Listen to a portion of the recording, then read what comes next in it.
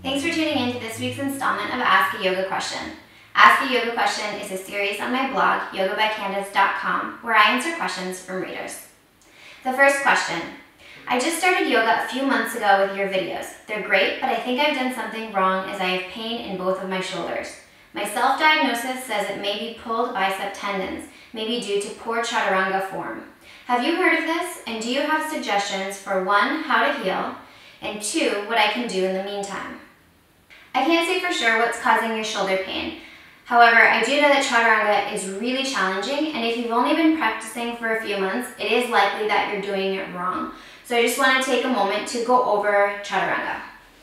For Chaturanga, we want to make sure that our elbow comes to a 90-degree angle when we're going down. You really don't want to go smaller than a 90-degree angle. So the most common mistake I see is that people have their hands directly underneath their shoulders. And what we want to do is bring the hands down so that you can have that 90 degrees. Do you see how if my hands are up by my shoulders, like if this is the floor, my hands are up by my shoulders, as I come down, what's going to happen is my upper back will tend to round. That'll cause strain on the shoulders, and then we've got a smaller than 90-degree angle. So if you bring your hands down, as you lower down towards the ground, you should be okay. So you want to think about having the chest open. And we'll come into plank pose. So in order, right now I have my wrists, elbows, and shoulders in one line, which is what I want. Then I'm going to have to pull myself forward by rolling my toes a little bit so that my hands are not under my shoulders anymore. Then I can lower down and then flip and come up into upward facing dog.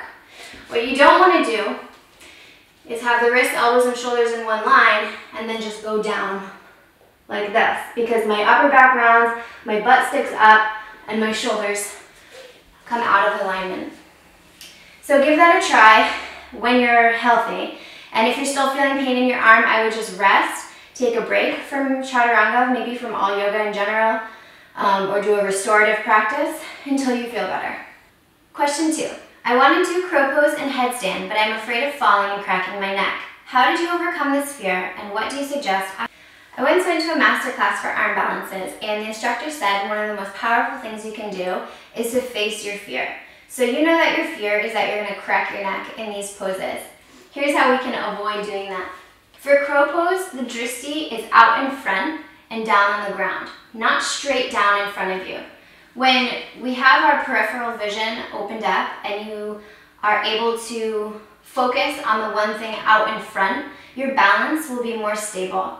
If you're looking straight down, then your line of vision is it's almost like tunnel vision, and you won't have a very good sense of balance. So we'll come up onto the hands, lift the knees, and I'm looking ahead and down on the ground. The other thing you can do is place a blanket here, and that might be kind of a moral support, so that if you fall, you won't come crashing down onto this hardwood floor or onto your yoga mat. You'll come onto a nice soft blanket. But I assure you that if you look ahead and down on the ground, you won't come crashing down. For headstands, let's think about how we can fall and be safe. Basically, you want to be really warmed up in your chest and your back and your hip flexors so that if you're toppling over, you won't pull anything in the front body. So I come into headstand. I walk up, and if you kick too fast and you flap over, you'll know that you can just flip and come out and be okay. I've practiced yoga for 10 years, more or less regularly. I started yoga teacher training, and in class we did a partner exercise for handstands. We had a partner supporting us while we tried to go into full handstand. It was very hard for me even though someone was there supporting me. I don't know why I was not able to do this exercise the way it should have been done. Do I need to build up more arm strength, or is it more core strength I need to work on? Do you have any advice for me to work on handstand? So yes, it does take a lot of upper body strength and core strength, but if you're practicing handstand with a partner and you're not able to do it, it might really not be your fault, but just the way that somebody is supporting you, it might be hindering actually your ability to do the actual handstand. So I'm going to have my husband assist. He's going to take a big step forward with his left leg. And then he's going to make his arm, he's going to make a U shape with his hand. And his right arm is going to come up and just be very strong. And that's all he's going to do. He's not going to push me, he's not going to pull me. He's just there for support, and I'm going to do all the work. So I'm going to come into downward facing dog. Then I'm going to lift my right leg. And he's going to put his hand on my shin, but just underneath my knee. Then I'm going to push into him to lift up, and I'm going to start to do the work myself.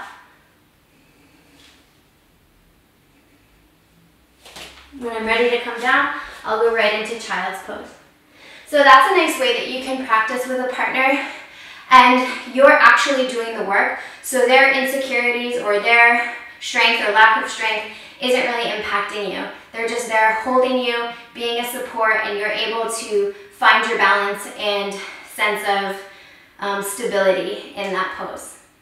Thanks so much for watching. Please like, comment, share, and subscribe. And if you have a yoga question, you can ask it in the comment section below or on the forum at forum.yogabycandice.com.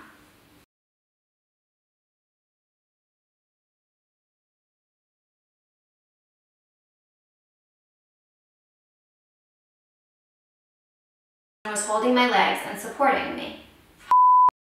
I just wrote this out wrong. Hang on. Because I don't know why I was afraid of cracking your neck. So I don't know what to